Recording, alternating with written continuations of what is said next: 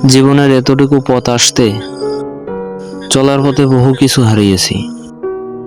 মানুষ চিনেছি, বাস্তবতা বুঝেছি, মানিয়ে নিতে শিখেছি, সবকিছু নিশ্চুপে মেনে নিতে শিখেছি।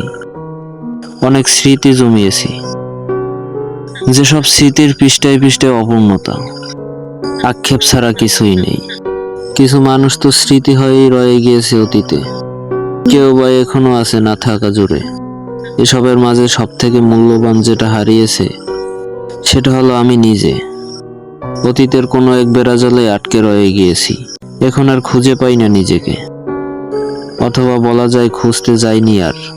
তুলনামূলক এখনের আমি আগের আমির থেকে ম্যাচিওর।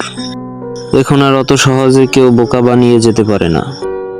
কারো কথা গায়ে মাখি না, যে যা ভাবছে ভাবুক। কারো ভুল ভাঙাতে যাই না, কারো প্রতি বিশ্বাসটাও আর আগের মতো আসে না।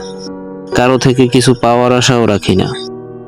এই আমিটাকে পাওয়ার জন্য আগের আমিটার ধ্বংস বোধহয় প্রয়োজনই ছিল।